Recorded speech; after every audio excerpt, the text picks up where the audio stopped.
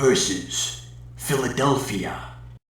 Hey everybody, I am Vince of Geekvolution, and welcome to Vince versus Philadelphia. That's right, Philadelphia, because this is the fourth and final video of the honeymoon. We went to 4 cities in 7 days. So again, we spent most of our time in New York City, specifically Atlantic City, and then we took a day trip to we took a day trip to Washington, D.C., for those of you who didn't watch those videos.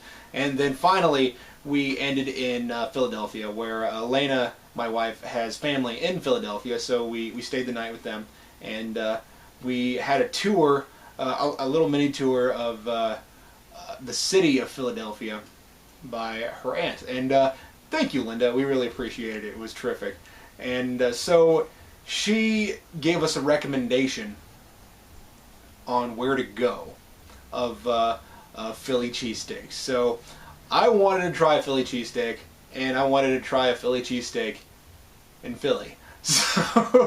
So she takes us downtown to this, and she kind of shows us around and points out like the row houses. Apparently you get taxed, or at least there was a rule at one point where you could be taxed on how much space that you used in width, but it didn't apply to the length or the height of your building. So they have these really interesting row houses, which are skinny and long, and to some extent they're even like split down the middle, where they'll be built together, where there'll even be a porch that's built together, but there'll be significantly different paint on one side than there is on the other, and they will join each other, and they will look really strange.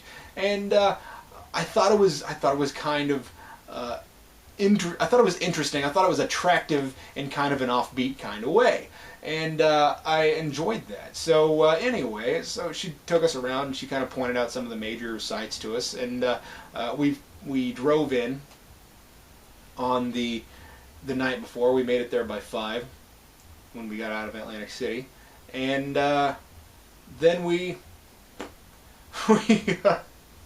man, it's been a long honeymoon, and I enjoyed every minute of it, but this is bizarre that I'm just like suddenly blanking on what we did in Philadelphia.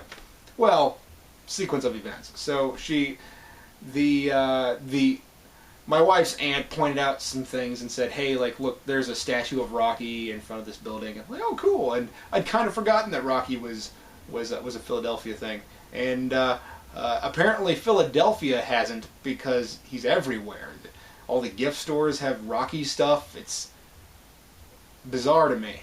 But so Philadelphia is a very historically significant place, but but it also has a lot of interesting character. There has a lot of interesting character. The town does itself. So we go to South Street on Elena's aunt's recommendation to go to Jim's, and there's this it's a Philly cheesesteak place. They have other options, but that's what you go there for, apparently. So my wife said to me, Vince, if you're going to try Philly cheesesteak, you really have to try it with Cheese Whiz. And I said, I've never liked Cheese Whiz before. I don't know how you could possibly convince me to like it on anything, even if it is Philadelphia, or a Philly cheesesteak in Philadelphia. So I got a cheesesteak with Cheese Whiz, and it was good. I enjoyed it. So I'm not saying that I was reluctant to enjoy Philadelphia, or not Philadelphia, but Philly cheesesteaks, but I was a little reluctant to enjoy Cheese Whiz. So I'll say this, that it does work well with the other flavors in the sandwich. And I got mine with onions and peppers and mushrooms, so that was tasty. I enjoyed it. And apparently there was a big battle between Pat's and Gino's, and we didn't go there. We didn't go to either of those two. We went to Jim's, and apparently Jim's is a pretty big staple of Philadelphia. So it's interesting that you hear people argue about Pat's and Gino's as to which one's better, but Jim's is apparently pretty significant as a pretty big staple of Philadelphia. So whatever. I'm not one to judge. I'm just saying I'm not sure why two get all of the tourist recognition, but one's really more popular with a lot of people in Philly. Whatever. Moving on. So I really enjoyed it, and the people there were nice, and it took a while to get through the line, but I will say that it was definitely worth the wait. So it was a very good meal. Moving on. So also on South Street, there was two places that I got really excited about. In fact, we stopped at this place before we went to dinner, and I like hats. I enjoy hats, and you don't see a lot of hat stores, or at least I've not seen them around Kansas. You don't see a lot of hat stores with reasonably economical hats. You don't see a lot of hats, like it's either a hat store that has a limited stock because like, oh yeah, we're a hat store, but they're really a clothing store that has some hats. So it was really interesting to me. Or the hat stores are like lids, where it's just a bunch of ball caps. And, I really don't care for ball caps, regardless of the fact that I got a ball cap while I was in D.C., but whatever. But I really don't care for ball caps. I don't think they fit me particularly well. I feel like they're designed to be worn backwards, and that's not a style that I look like or that I care for anymore. Based on how things go on my head, I kind of feel like ball caps are just not for me. I feel like they just don't work. I don't want to have a ball cap where I have to curl the front because I don't like that style. I don't like the style where they're supposed to be kind of like laid on your head with the sticker left on it. I think that's silly looking. And I don't like having to wear it backwards. In fact, I had this thought this morning, not a joke. I was washing dishes and I looked down out of the back of my apartment, and I saw these two guys squinting really hard into the sun, but they're both wearing hats backwards. I thought, how about you turn it around? Maybe that'll help you a little bit. But so I don't really care for either of those styles. I don't like them. It's not particularly attractive to me. So when we walked by Hats in the Belfry, which is the name of this place, yep, Hats in the Belfry. I don't know if you can see that at all, but Hats in the Belfry was a terrific store, and we walked in, or I was going to just walk by it because I didn't want to have to make a stop and wait for dinner even longer. But my wife said, Vince, we're going in here. And I said, what, really? Because I'd been talking all the way from pretty much from the moment we stepped off the plane in New York. I kept thinking, man, it seems like everybody on the East Coast has my taste in hats. There's lots of fedoras, there's lots of flat caps, there's interesting looking hats. Out here, really, you either get cowboy hats or ball caps, and I just don't care. I just don't care. Which is not to say that people can't look good in cowboy hats or ball caps. I just don't want to wear them. I don't like them. But so we walk into Hats in the Belfry, and it is an entire store of hats. And I got so excited. And I think this is the first time that we took in any kind of buying. Like we stopped at some of the gift stores in the varying places that we went to because we wanted to get souvenirs for family or for ourselves.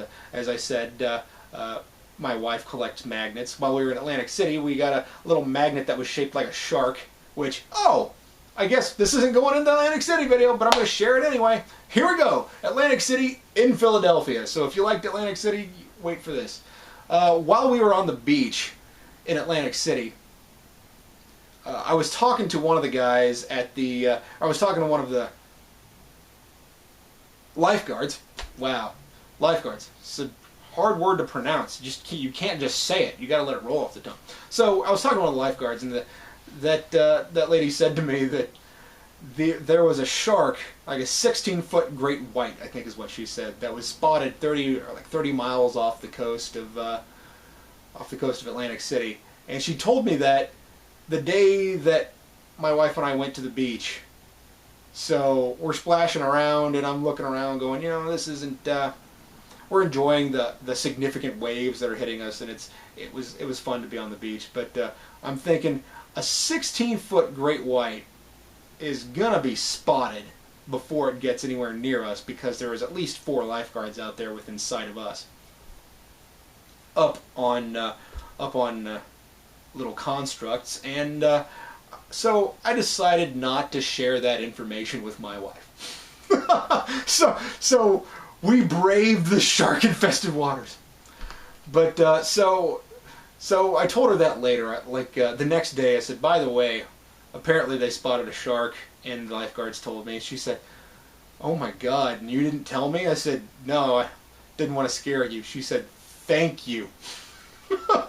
So I guess I know my wife pretty well. Anyway, moving on.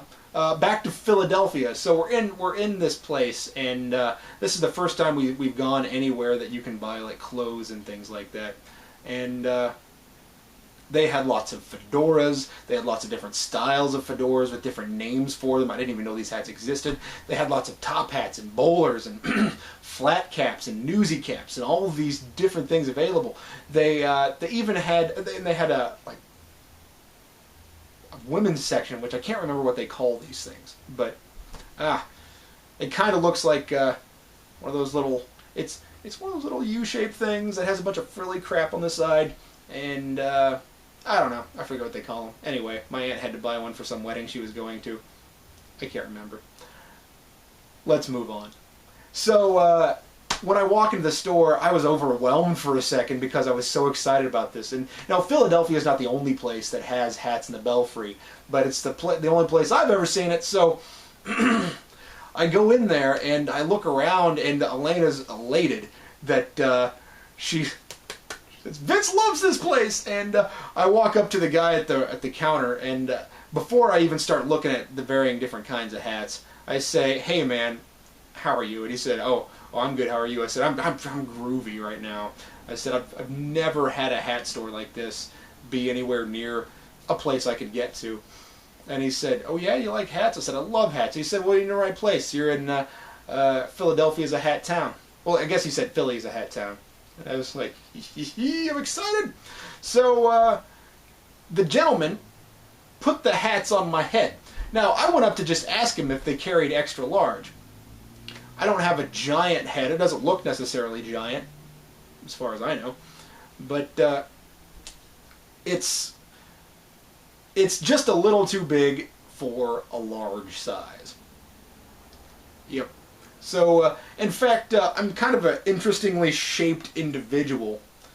So sometimes when I go buy clothes, people kind of look at me like, "Man, you have these giant thighs, muscular thighs, and you have interestingly shaped shoulders and hips, and it's hard to clothe you." I'm just kind of a mountain of a dude. I've always been big. Even when I was really heavy, I thought that when I was really heavy, it was hard to buy clothes because I was overweight. I didn't realize I was kind of an interestingly shaped person. So, oh well. So I go into this store, and this guy's putting hats on my head. He says, "What do you like?" And I said, "I like fedoras, I like flat caps. Oh my God, I can't believe you have so many variations, so many styles, so many different kinds of material." And the guy's like, "All right." And he's wearing these slacks with suspenders, these gray suspenders, and this white shirt and a newsy cap. And I was just so thrilled. I was like, this is a guy that I want helping me with hats. I really do. And so he puts this hat on my head, and he says, "What do you think about this one?" And it was a hat like this one. It was a little more formal. It had a black rim and a dark brown top. And he's like, "What do you think?" And I said, "I think that's good." And my wife was like, that's a really attractive hat. You should get that." And then he puts this one on my head. I'm like, "Oh man, I like that hat. It's a good hat. It's a nice hat." And I was so excited about it. And I even like the little emblem that it has on the side. It has a little H. I think that's cool.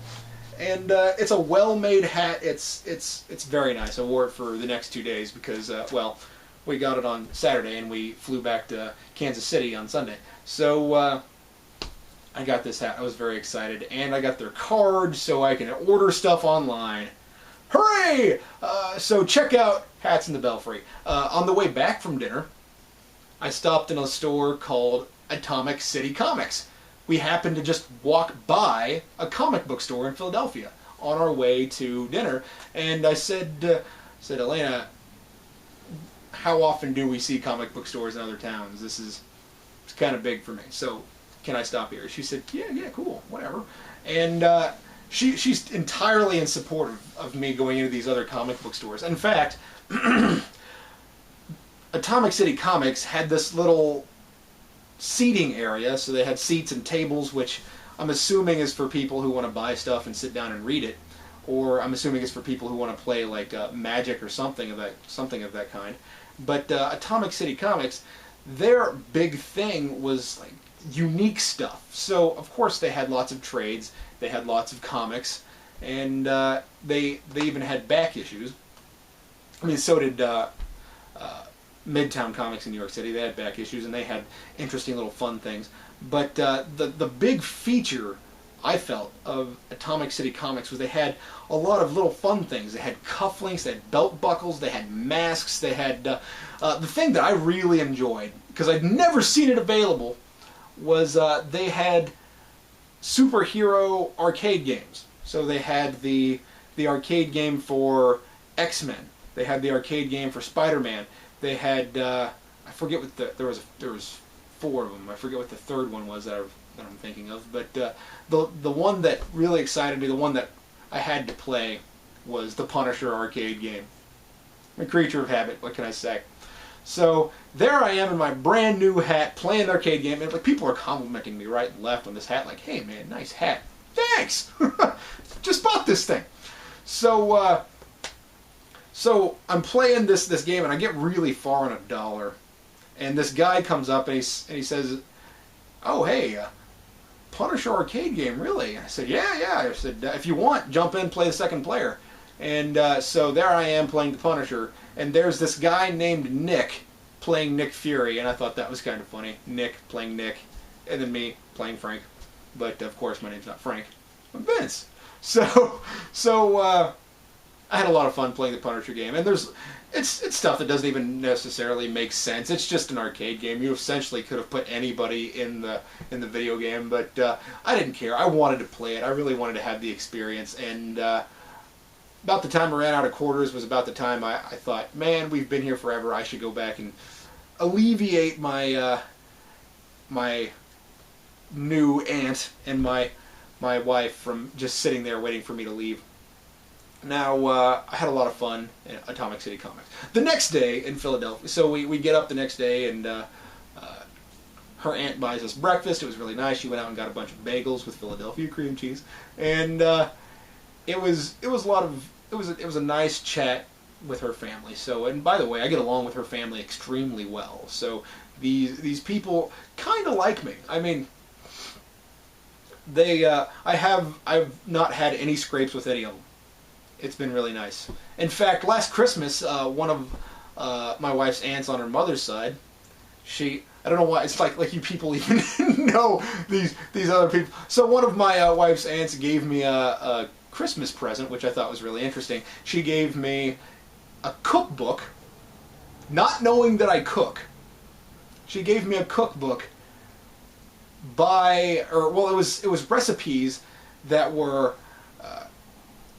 I'm not sure what I'm collected, I guess. There was another word I wanted to use. But it's a cookbook full of recipes that are collected by Vincent Price and his wife. Now, this is an old book, and it's been in their family for a long time, but since they knew my wife and I were going to get married, she gave this thing to us, and she wrapped it up, and she wanted me to open it, and so she just thought it'd be fun for me to have something by Vincent Price, because I kind of like scary movies, I kind of like science fiction movies, and Vincent Price is a staple of that stuff. And also my name's Vincent. So she gives this to me, not realizing that I cook, and not realizing that my mother named me for Vincent Price. Now, here's the deal. I'll tell you this quick story too. Man, this video is getting longer than I thought it would. So, when I was a kid, or before I was born, or whatever, I don't know, my parents had a little argument about what to name me. So, my dad wanted to call me something a little Western sounding, like Tyrone or Tyrell or something like that. And my mom said, that's silly. No, we're not going to call him something like that. She said, why don't we just call him, and she's a big science fiction and horror type fan. She said, why don't we just call him Captain Kirk Haskins? And they made jokes about calling Vic Spock. Vic, my brother. They said, why don't we just call him Captain Kirk? Why don't we call him Vincent Price? And my dad said, hey, that's not bad. Vincent Price? Or said, I like Vincent. And so I was named Vincent after Vincent Price. It is what it is. And I always thought that was kind of neat. So not knowing I was named for Vincent Price and not knowing that I cook, she gave me a cookbook by Vincent Price. That's neat.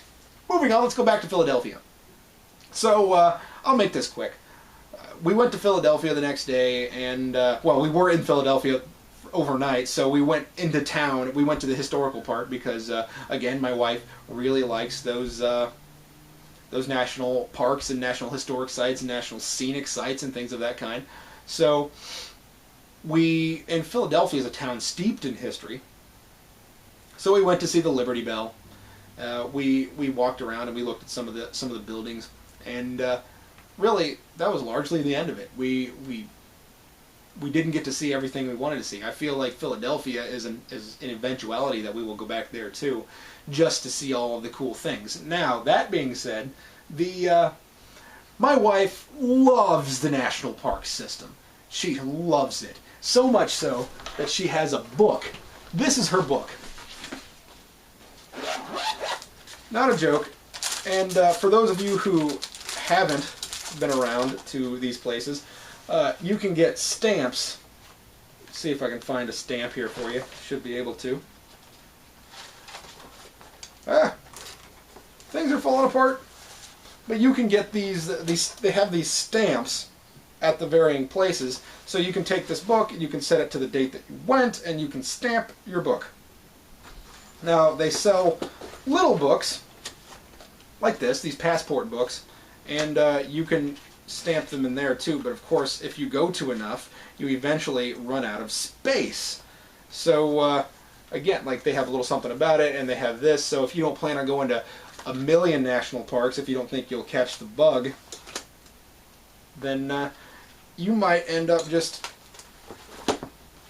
needing the one, just needing the little book. But she got this giant thing, and she enjoys it. She loves this stuff. Now, when we went, she knew about this thing called this, like, junior park ranger or something like that. And she always kind of found it silly, but she says, I know it's for kids. I always kind of wanted one, though. I always kind of wanted this stuff because I think it's cute and fun. But while we were there, we stopped and we asked for some information from one of the park rangers, and he said, why do you guys need to know this? Are you a teacher? And she said, no, I just really like the national parks. And he says, oh, well, in that case, and he walks over and he gives us. He asked me if I wanted a set too, and I said, no, that's quite all right. I said, you just gave her pretty much every available trading card, apparently not super long ago. I'm not sure, maybe it was a few years, maybe it was only a year, I don't know. They started making these trading cards and having pictures of historical significance on them. And he just went through and pulled out all of the available ones, and then I don't know whether he's just being funny or if he knew she kind of wanted it or what, but there's these junior park ranger badges, and my wife, after she got it, she said, I would never have asked for one, but I'm kind of glad he gave it to me. And I think that's all right. I think that's fine. I mean, one of the things that Cap and I have talked about in regards to his buying stuff for his kid, he bought him all of those Imagine Next Batman things, and I thought it was kind of funny that when I saw his kid playing with them, I said, those are really cool. And Cap said, yeah, one of the cool things about having a kid is you get to buy these things that you want, but you don't want to admit to people that you do want. So I was like, those are neat. I'm like, look, Bane lights up. It's cool. He's got this black light on him. Look at that. But so thank you, Mr. Park Ranger, for the cards, and for the badge, and giving us a nice little cap off to our Philadelphia trip. Now, Philadelphia, we flew out from there, and we got back around midnight because we had a layover in Atlanta, Georgia. So we went from Philadelphia to Atlanta, Georgia to Kansas. So, oh well, it seemed kind of far out of the way. The trip to Atlanta was closer than, or it took less time than the trip from Atlanta to Kansas City. Whew. So we enjoyed our trip, and it was a lot of fun. It was extremely rewarding, and I think having gone on the honeymoon immediately after the wedding was a good choice. Otherwise, we just wouldn't have. You know, I don't know if we would have made it as big of an ordeal as we did had we not gone immediately after. And I'm very pleased with how it turned out. So I hope you guys have enjoyed these videos. I know that this is kind of an epic set of videos if you wanted to know what the honeymoon was like. And really, we had a terrific wedding, we had a terrific honeymoon, and ladies and gentlemen, here is to a terrific marriage. So, thanks for watching, guys. Thanks for watching Vince Versus, and we'll catch you next time when I take on something else.